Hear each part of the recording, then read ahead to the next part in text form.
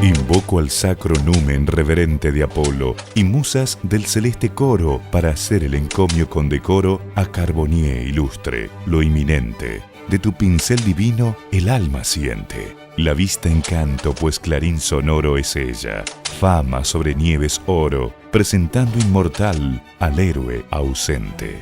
Estos son los primeros versos del poema encontrado junto al famoso cuadro del general Belgrano. ¿Qué trató de transmitir el autor en su obra? Y más importante, ¿qué fue lo que el propio Belgrano nos quiso contar? Juan, la verdad que es un gusto tenerte de nuevo acá. Y la verdad que te traigo aquí en la Casa Histórica porque quiero que me cuentes una historia en particular. ¿Recuerdas cuando charlamos sobre la bandera que Belgrano enarboló en las barrancas de Rosario? Allá el 27 de febrero de 1812. Correcto. Justamente la pregunta surge ahí, ya que el formato de esa bandera la conseguimos de un cuadro, justamente del original de la réplica que tenemos acá al frente. De este cuadro quiero que me cuentes. Bueno, cómo no. Para hablar de este cuadro tendríamos que retrotraernos allá por mediados de mayo de 1815, en el cual Belgrano con su amigo Bernardino Rivadavia llegaron a la ciudad de Londres, que era la capital británica, en misión diplomática. Belgrano permaneció en Londres hasta mediados de noviembre de 1815 y es de pensar que aprovecharon sus tiempos libres para hacerse retratar en este retrato. Belgrano y Rivadavia ambos se retrataron en Londres y Belgrano se le conocen dos retratos. Uno es la réplica cuyo original está en Olavarría, y también tenemos otro que es un poco más pequeño, ovalado, ¿sí? Y que todos aparentemente vendrían del mismo autor, emanarían de la misma mano. Tengo otra consulta, Juan.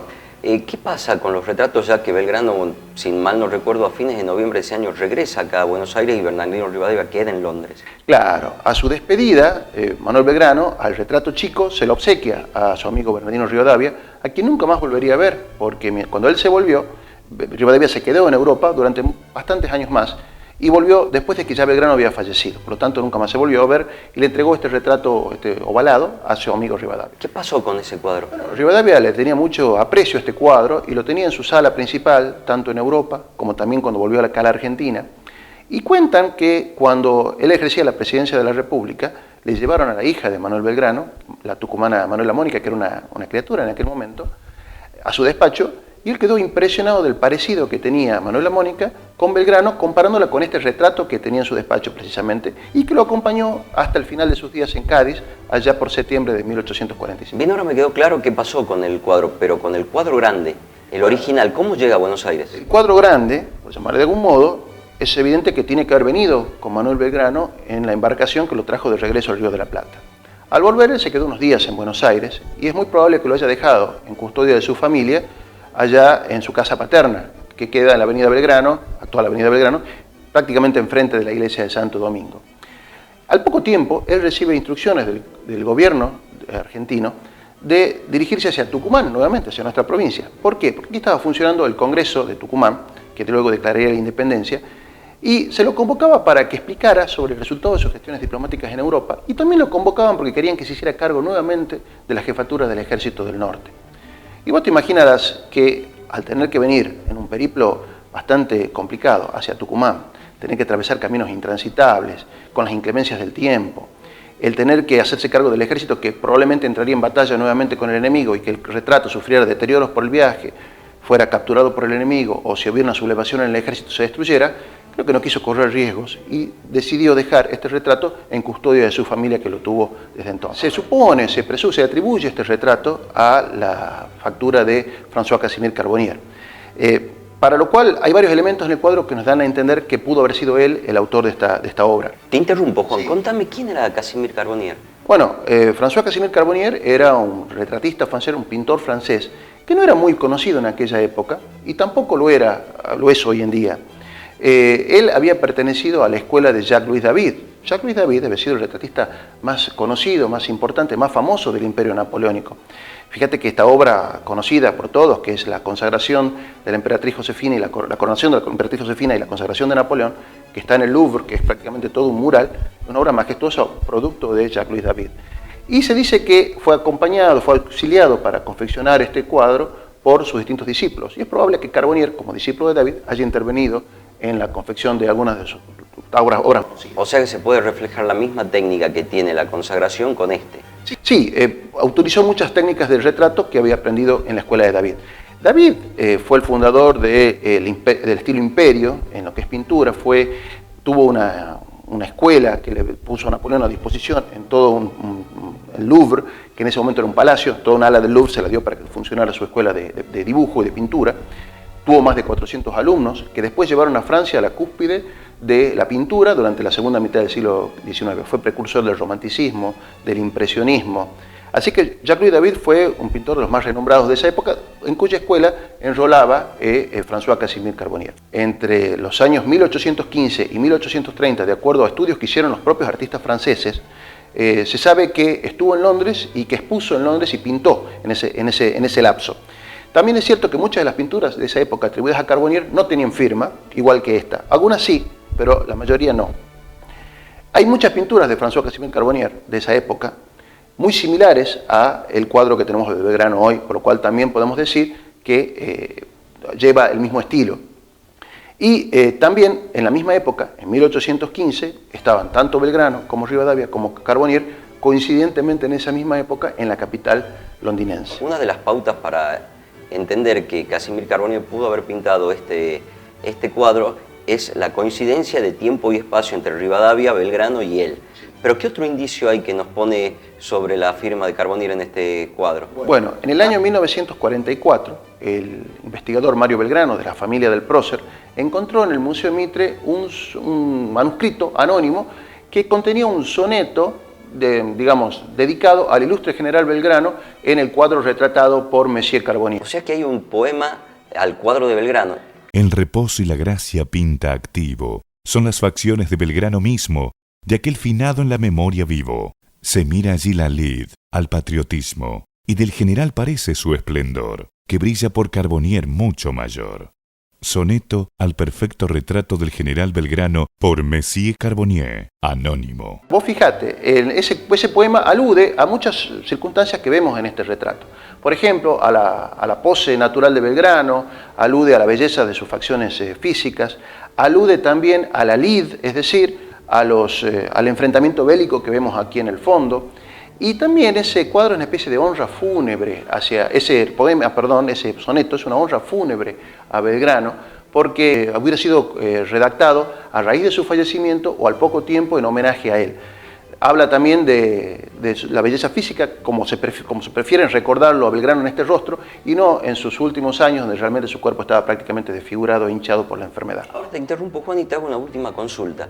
Hablando sobre el cuerpo propiamente dicho, ¿cómo realmente sabemos que la batalla que tiene retratada atrás representa la batalla de Salta?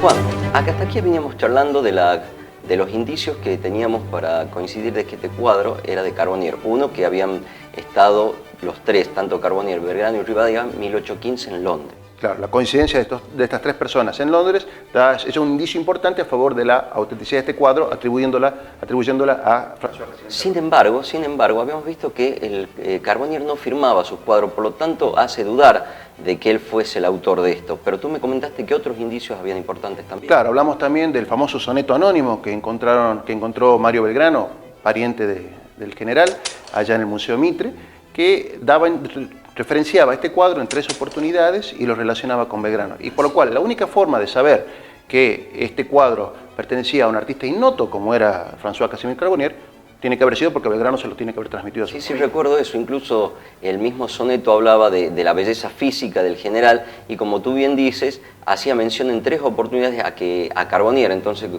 vale la pena rescatar eso porque de la única manera que se supiese en el soneto eso es que Belgrano lo hubiese comentado en algún momento. Así es. Ahora, la pregunta estaba dirigida anteriormente a la batalla. ¿Cómo sabemos que esa batalla es la batalla de Salta, Juan? Muy bien, en primer lugar, correspondería decir que en el siglo XVIII y en el siglo XIX los generales estilaban retratarse con sus batallas más famosas, ¿sí? Y en este caso podemos decir que la batalla de Salta fue la victoria más importante que tuvo Belgrano en toda su carrera militar. Bueno, vos fijate que la batalla de Tucumán, a pesar de haber sido importante, hasta 24 horas después de la batalla, Belgrano no sabía a ciencia cierta si había ganado o había perdido la batalla. Y también ten en cuenta lo siguiente, Pío Tristán nunca reconoció haber perdido la batalla de Tucumán. En cambio, en la batalla de Salta, la victoria completa fue indudable, la victoria patriota fue indudable y completa. Es decir, todo el ejército realista se rindió en masa al ejército patriota. Se entregaron armas, banderas, y el general Belgrano tuvo ahí, la verdad, su momento de mayor gloria, y se le abrieron todas las puertas para que iniciara su nueva campaña hacia el Alto Perú. ¿Qué otros indicios tenés que des la batalla de Salta, Juan? Bueno, en primer lugar, vos acordate también que en Europa, en los generales, en las batallas más importantes, por ejemplo, vos tenés en el Palacio de Versalles la sala de las grandes batallas, donde tenés los generales más importantes de Francia, que se retrataron en sus momentos victoriosos en las batallas más significativas para que la posteridad los recuerde. Belgrano en este caso no fue la excepción. Y vos fíjate que, por ejemplo, Wellington se retrataba siempre en sus batallas más importantes, por ejemplo, Waterloo. El mismo almirante Nelson, hay cuadros del almirante Nelson en la batalla de Trafalgar, donde el agonizante recibe, dichoso, de sus ayudantes la noticia de que había batido toda la escuadra franco-española, por ejemplo. Y en este caso también, como te decía, juega a favor de eso la batalla más importante, que es la de Salta. Además, si te fijas, ves que tenés banderas. En Tucumán se luchó sin bandera. Entonces, en las piedras se luchó sin bandera, por lo tanto no pueden ser las batallas de Tucumán ni el combate de las piedras. Tampoco puede ser la campaña del Paraguay. Con lo cual nos deja únicamente tres posibilidades. O que se tratara de la batalla de Salta, la victoria más importante, o que fueran las batallas de Vilcapugio y Ayohuma en el Alto Perú, donde sí se combatió con bandera. Pero Vilcapugio y Ayohuma fueron derrotas muy duras para Belgrano, muy amargas. Las recordaba siempre con mucha bronca en su interior y culpó de esta derrota a sus oficiales, que él decía que por su cobardía, algunos de ellos, hicieron que se les desvaneciera la victoria entre los dedos prácticamente. En el año 17, cuando yo era teniente coronel y que de consiguiente podía aproximármele más, recordando la batalla desgraciada de Ayohuma, el general Belgrano dijo estas terminantes palabras: perdí esa batalla por 5 jefes cobardes que no correspondieron al concepto que yo tenía de ellos. No los nombró, pero sé positivamente a quienes aludía. Sin embargo, ellos habían merecido antes sus distinciones y su plena confianza. General José María Paz, Memorias Póstumas. Entonces, es difícil pensar de que se tratara de alguna derrota. Nadie se hacía retratar en sus derrotas. Y vos fíjate otro elemento para tener en cuenta de que pudo haber sido, que se atribuye esto a la batalla de Salta, porque en las banderas que podés apreciar tenés la mitad superior blanca, la mitad inferior celeste. Sí, tal cual es la que hizo en Rosario. Claro, y no se observa que ninguna de ellas tuviera el escudo de la Asamblea del año 13 encima, que era un emblema que se empezó a popularizar ya entrado el año 1813, que es cuando tuvieron lugar, tanto en octubre como en noviembre, las batallas de Vilcapugio y Ayohuma. También la geografía que puede apreciarse del entorno no representaría tanto el altiplano, porque no se ven montañas, ¿sí? Y el último elemento por el cual podemos atribuir esta batalla a la de Salta es, si te fijas acá vos, tranquilamente vas a ver una palmera, una especie de palmera. En el altiplano no hay palmeras. Y esta palmera, que si bien es cierto, fíjate vos, se pareciera a una palmera africana, ¿sí? Muchos autores estiman de que lo que en realidad Belgrano quiso transmitirle al pintor, que se trataba de un árbol que se denomina caranday. Es muy conocido en el Chaco y sobre todo en el noroeste argentino, con lo cual descartaría la hipótesis de que esta batalla fuera del Alto Perú. El caranday es un árbol de 20 metros de alto, que tiene hojas como si fueran palmeras en abanico de 8, con lo cual coincide con esto, y que Belgrano las pudo haber visto en sus campañas al norte, y por eso fue que se la representó aquí. La verdad que son muchas las coincidencias como para suponer que es la batalla. Fíjate que esta palmera, más se parece a una palmera africana, con lo cual da mayor énfasis a que el autor de este retrato tiene que haber sido un europeo que conocía las palmeras africanas, pero que no conocía la carandaya americana, por lo tanto, lo que más se le pareció fue lo que dibujó acá. Muy interesante todo lo que me estás contando. Sin embargo, quiero hacerte una pregunta puntual, ya que me estás contando detalles de la pintura, sí, y que siempre tuve una duda. ¿Por qué Belgrano se retrató en civil de levita y no con su traje militar oficial?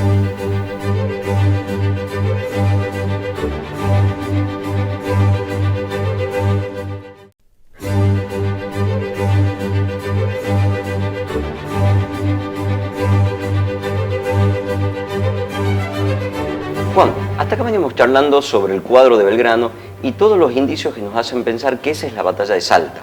Exacto, vos acordate que en primer lugar, al estar enarbolando banderas este ejército, dejamos afuera directamente a toda la campaña del Paraguay, al combate de las Piedras y a la batalla de Tucumán, donde se luchó sin banderas. Con lo cual nos dejaría únicamente tres posibilidades: la batalla de Salta, Vilcapugio y Ayohuma.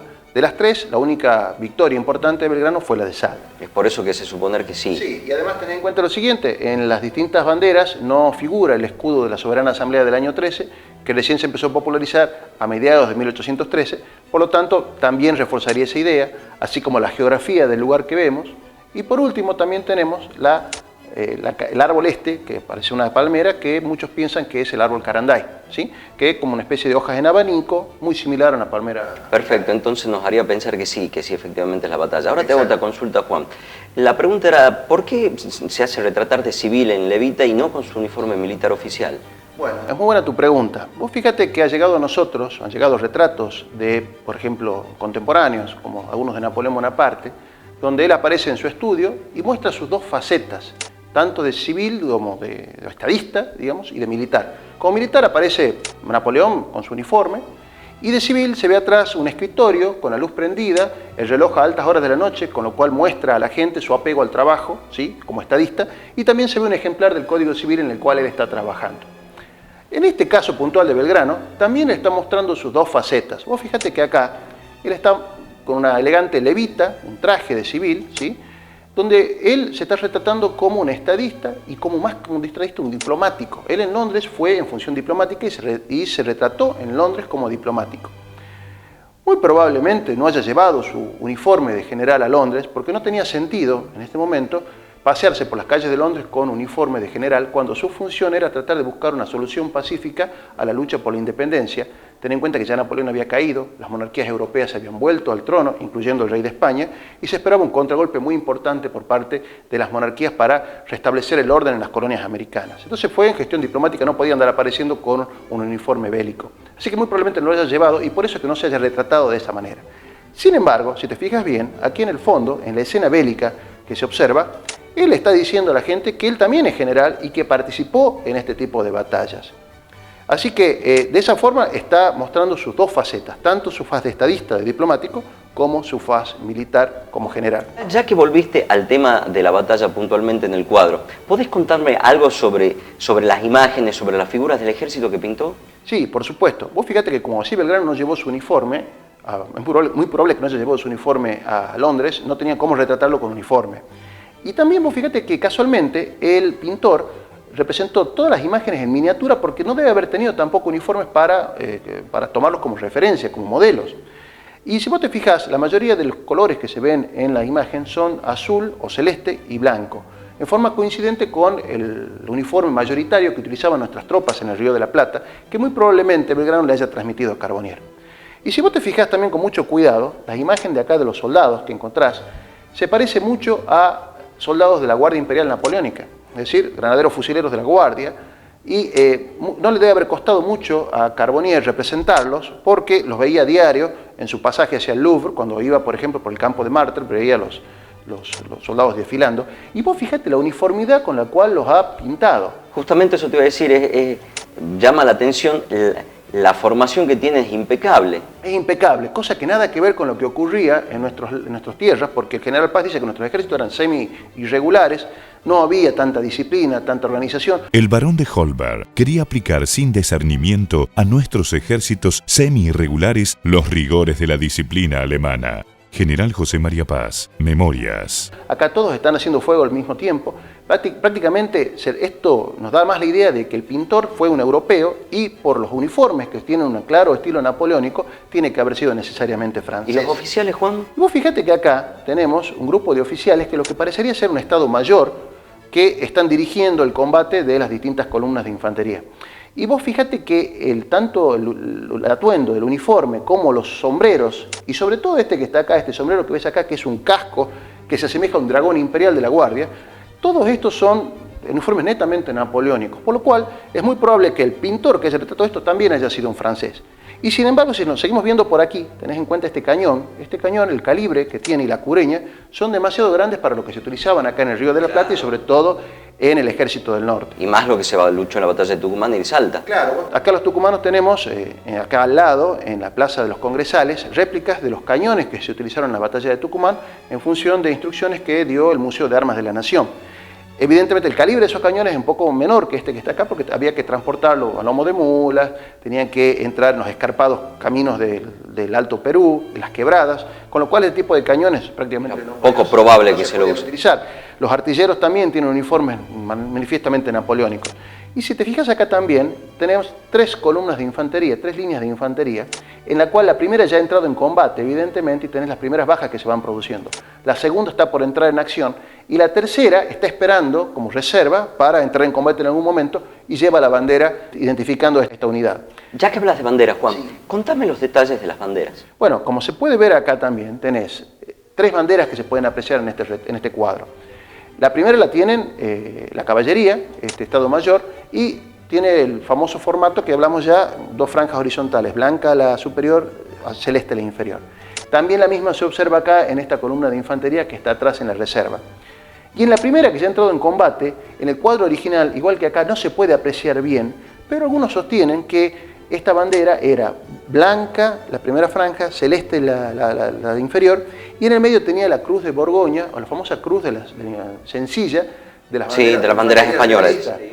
Y se hizo popular a fines de 1812, ¿sí? Y hay testigos que dicen haber visto en las campañas patrias este tipo de banderas que utilizaba sobre todo el regimiento de Patricio. La verdad que interesantísimo lo que me estás contando, Juan, pero quiero que volvamos nuevamente a la génesis del cuadro. Tú me habíamos comentado que cuando Belgrano regresó al Río de la Plata lo había dejado el cuadro en la casa de sus padres ya que él emprendía campaña al norte. A partir de ahí, ¿cómo siguió?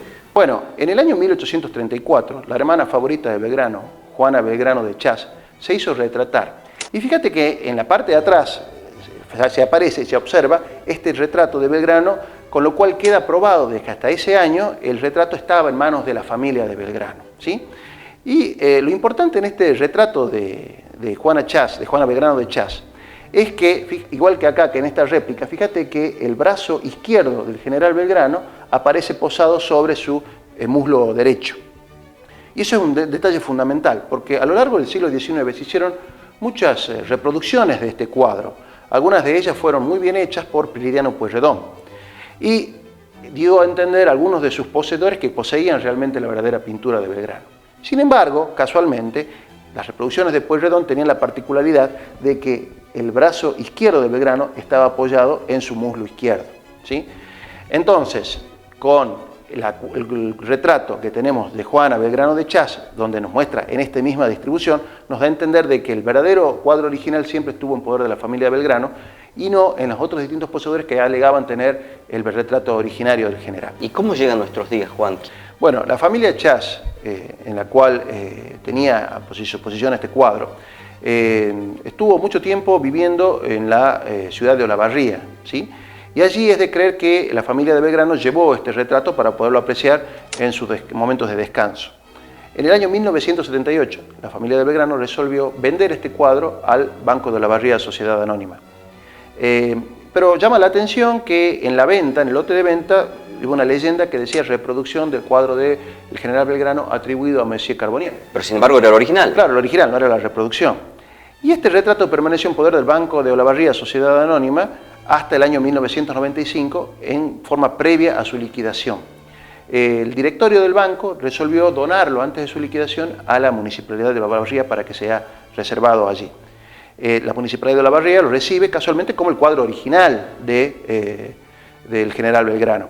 Y lo destinó al Museo Municipal de Arte, Dámaso Arce, en la ciudad de Olavarría, donde hoy lo podemos ver.